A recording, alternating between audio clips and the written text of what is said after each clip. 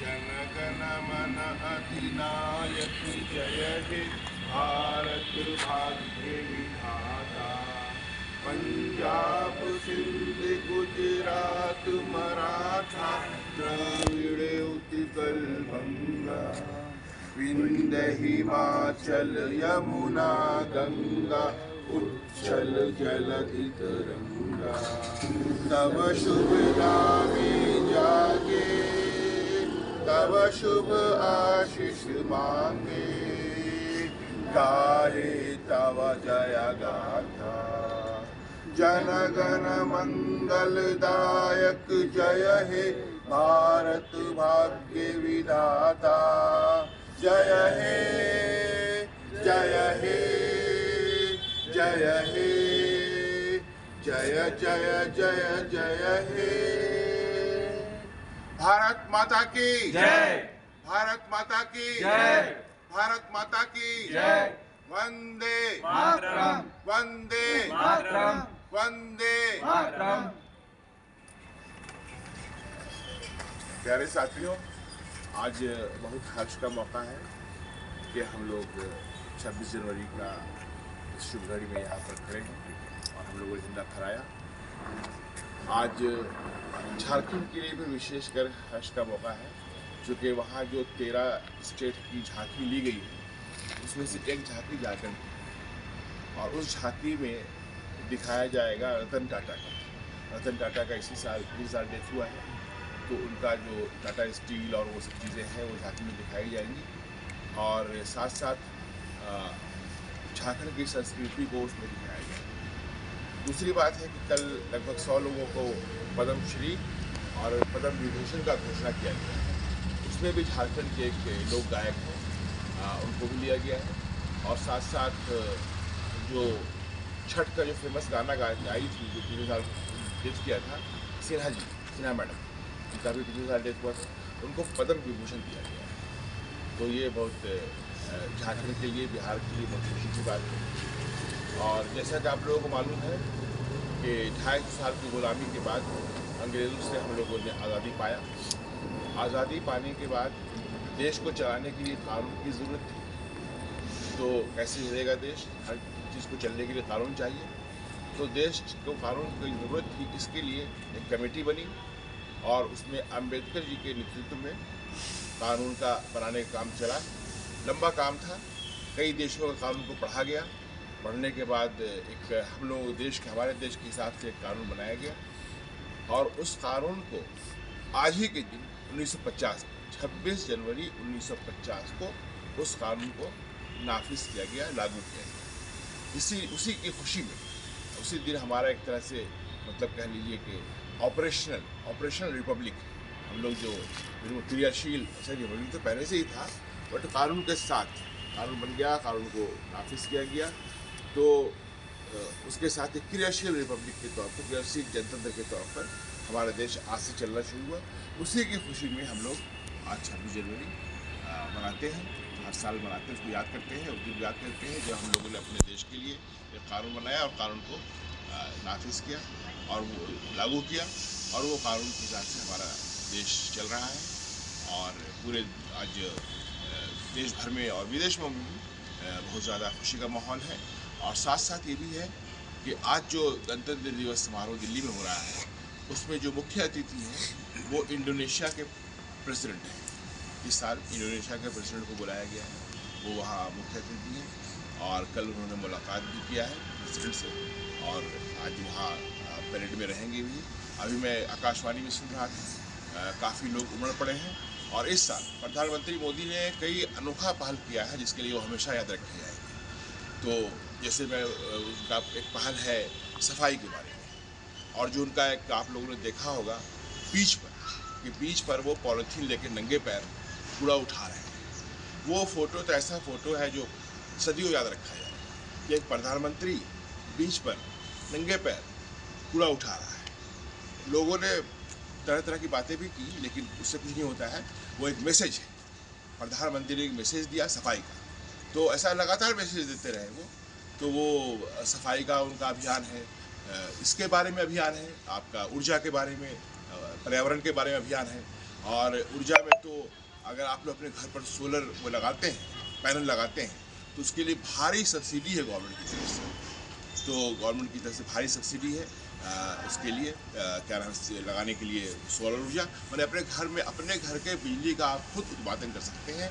और उसमें एक और फैसिलिटी है कि अगर आपका घर बड़ा है या बड़ा एरिया जहाँ आप लगा सकते हैं, तो आप बिजली विभाग को बिजली बेच सकते हैं, सौर ऊर्जा लगा के बिजली बेच सकते हैं।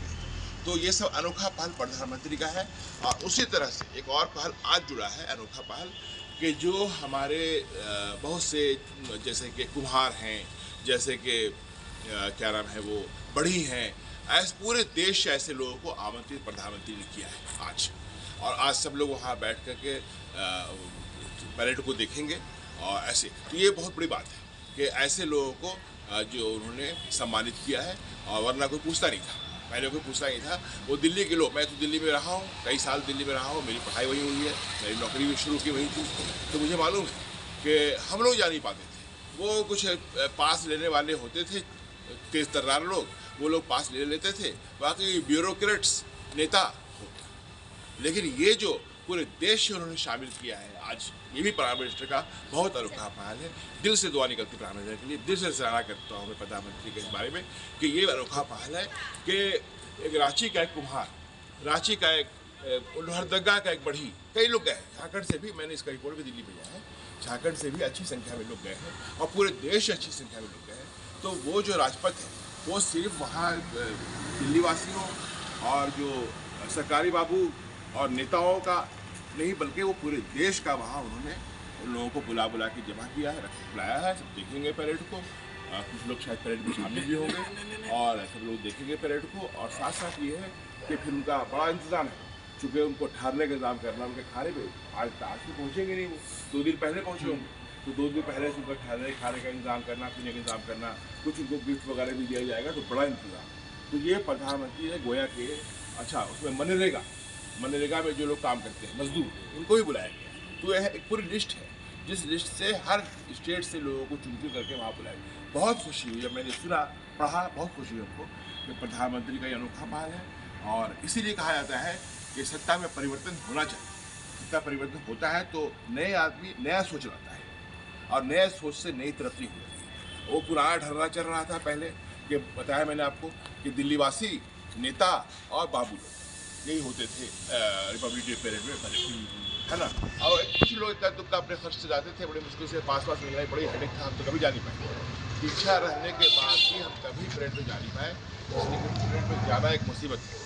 मतलब वो जो है ना पास मिलना, ये करना बहुत। तो ये प्रधानमंत्री ने जो सबको शामिल किया, पूरे देश से अलग अलग जो काम करने वाले लोग हैं उसको शामिल किया उन्होंने प्रधानमंत्री ने। आज के परेड में लोग सब मौजूद हैं और उस परेड को देखेंगे और पूरे देश का वहाँ पर समझ लीजिए कि नीचे तबके के लोग, ऊपर तबके के लोग, सब लोग और पूरा देश वहाँ पर देखेगा आज के परेड को।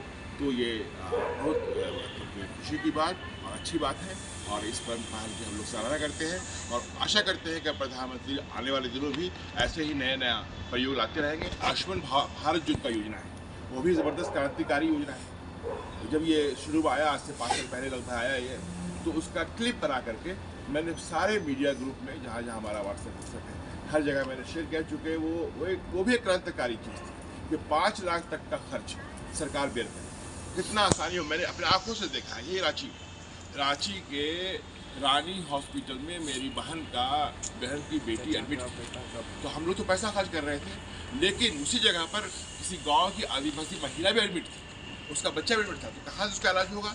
उसका इलाज आयुष्मान कार्ड से 5-5 लाख। अपने एक मरतबा रानी हॉस्पिटल में एडमिट करा दीजिए तो समझ लीजिएगा 5 लाख रुपये सोच लीजिए, तो 5 रुपये खर्च होगा। बहुत सीरियस पेशेंट जाता है वहाँ पर, सांस का प्रॉब्लम ये वो। तो प्रधानमंत्री ने जो योजना लाया ये कि 5 लाख तक का फ्री इलाज सबको, जो भी इसके ज़रूरतमंद है सबको मिलेगा। यही बहुत ही क्रांतिकारी योजना है हेल्थ के क्षेत्र में। तो इस तरह से ये बड़ी खुशी की बात है कि हमारा गणतंत्र जो है बहुत तेज़ी से फल फूल रहा है। हम लोग देश की हमको लगता है कि 5वीं बड़ी इकोनॉमी है ना, जल्दी हम लोग 3री बड़ी इकोनॉमी हो जाएंगे। अच्छा, शान कीजिए देश पर हम लोग को देश को शान करना चाहिए कई चीज़ों में। मेडिसिन हम प्रोवाइड करते हैं दुनिया में, मतलब समझ लीजिए कि 60-70% मेडिसिन भारत देता है। दवा, कपड़ा भारत देता है, 50% 60% कपड़ा भारत देता है। ये जो आपके लुधियाना में, नोएडा में, कोलकाता में इंडस्ट्री है कपड़ा का, ये शान करना इस पर। हाँ, इन चीज़ों को समझते, इसको जानते नहीं लोग, इसको लोग हल्के में लेते हैं। नहीं, हम लोग को इस पर शान करने की बात है। जानते नहीं लोग ना, पहले जानते ही नहीं लोग कि हम लोग क्या क्या दुनिया को दे रहे हैं। कपड़ा हम पहना रहे हैं दुनिया को 60-70, एकदम गारंटी से हम बोल रहे हैं। आप पता कीजिए, मैं सऊदी अरब में खुद था, इंडोनेशिया मलेशिया के लोग दुकान में घुसे, कपड़ा देखा मेड इन चाइना, छोड़ दिया। फिर ऐसा कपड़ा देखा, उसको टैग लगा रहता है ना, टैग में देखा, कहा कि इंडिया, मेड इन इंडिया, कहा ले लो। इंडोनेशिया मलेशिया के हाजी बोल रहे हैं, ले लो मेड इन इंडिया। जैकेट था, कहा कि मेड इन इंडिया ले लो। ये हमारे कपड़े का वैल्यू है। मेडिसिन हम दे रहे हैं, कपड़ा हम दे रहे हैं, खाना हम दे रहे हैं। सऊदी अरब में तो एक घास नहीं है, पता है आपको ना। मैं सऊदी में रह चुका हूँ, मक्का से मदीना तक गया हूँ, 500 किलोमीटर मैंने सफ़र किया है बस के अंदर। सारे जले हुए पहाड़ हैं एकदम, बिल्कुल एक, मैंने कहीं सऊदी अरब में एक घास नहीं देखा। तो खाना कहाँ से मिलता है? खाना इंडिया देता है, और एक बहुत हद तक खाना रशिया भी देता है, लेकिन रशिया में तो जंग चल रहा है, रशिया यूक्रेन भी देता है, लेकिन इंडिया बहुत बड़ा खाना इंडिया देता है। इसके बाद स्पेस में आइए आप, हमने 104 सैटेलाइट को एक साथ लॉन्च किया, और उसमें हमारा सैटेलाइट नहीं था, इसके अलावा कई देशों का सैटेलाइट था। अमेरिका, फ्रांस जैसे देशों का सैटेलाइट था। एक साथ हमने 104 सैटेलाइट को लॉन्च किया, और ये मामूली बात मत समझिए। ये इसमें स्पेस में जाकर, स्पेस के ऑर्बिट में उसको जाकर के छोड़ना है ना, और उसको खास पॉइंट पर छोड़ना, टकरा ना जाए आपस में, गिर ना जाए, टकरा ना जाए, बहुत मुश्किल काम है। मैंने आप ज़मीन, वहाँ तो कुछ आप है नहीं ना, वहाँ फिजिकली आप नहीं है, ज़मीन से रिमोट से आप कंट्रोल कर रहे हैं। बहुत, इसको बोलते हैं क्रिटिकल साइंस। स्पेस जो है बहुत क्रिटिकल साइंस है, यानी आप ज़मीन से हज़ारों किलोमीटर दूर कंट्रोल कर रहे हैं, और 104 सैटेलाइट को छोड़ रहे हैं, और सबको सही कक्षा में डाल रहे हैं। अगर ज़रा सा भी मिस्टेक हुआ आपका, तो आपका सैटेलाइट तो गया ही गया, और भी कई देशों का सैटेलाइट, हज़ारों सैटेलाइट घूम रहा है, तो उन सब सैटेलाइट से आप टक्कर होने का चांसेस है। तो ये भी हम लोगों का बहुत बड़ा अचीवमेंट है। और अभी एक और अचीवमेंट हम लोग का होने जा रहा है, तो काम चल रहा है कि हम लोगों का एक स्पेस स्टेशन है, भारत का ही अपना अभी एक स्पेस स्टेशन है, इंटरनेशनल, अभी भारत का भी एक स्पेस स्टेशन बनने की बात चल रही है वहाँ पर। तो ये सब हम लोगों के बड़े गर्व की बात है, फख्र की बात है। हम लोग को प्राइड लेना चाहिए, और हम लोगों को अपने आप को एक विकसित भारत की तरह हम लोग का बिहेवियर बदलाव आना चाहिए। हम लोग जब किसी से बात करें, किसी से बहस करें, तो हम लोग कोई मामूली नेशन नहीं है, अब हम लोग बड़े ताकतवर और मतलब शान वाले नेशन हैं। तो हम लोग को उसी तरह से हमारे बातचीत व्यवहार में भी तब्दीली आना चाहिए कि हम लोग कोई मामूली नेशन के मतलब के वो बाशिंदे नहीं है, नागरिक नहीं है। हम लोग एक बहुत ही शक्तिशाली और ऐसे नेशन जो दुनिया को मेडिसिन दे रहा है, जो दुनिया को कपड़ा दे रहा है, जो दुनिया को अनाज दे रहा है, और जो 2 चीज़ें मैंने छोड़ दिया, उसको भी मेंशन कर देता हूँ। दुनिया को टीचर दे रहा है, बहुत विश्व में जाइए आप, दुनिया में टीचर भारत के हैं, दुनिया को टीचर दे रहा है। और एक और चीज़ जो बहुत महत्वपूर्ण, आप सब जानते हैं आप लोग, वो है सॉफ्टवेयर में आप अमेरिका, इंग्लैंड, सऊदी अरब कहीं जाकर बैठिए आप, वहाँ अगर 50 इंजीनियर सॉफ्टवेयर के बैठे हुए हैं, 40 आपको भारतीय मिलेगा। तो हाँ, 40 सॉफ्टवेयर इंजीनियर भारतीय मिलेगा। मसाला भी जाता है तो। हाँ, खाने से ही ताल्लुक इसका है। तो ये इसके पास आके मेरी बात समाप्त होती है। अब मैं निवेदन करता हूँ प्रेम जी से, आप जैसा कि सर बताएं, भारत बहुत चीज़ दुनिया को दे रहा है, और सर सही बता रहे हैं। मतलब मुझे भी इतना जानकारी नहीं था, और सर के माध्यम से बहुत जानकारी हुई। इसके लिए सर का बहुत बहुत धन्यवाद। ठीक, जॉब का तो नहीं हो रहा।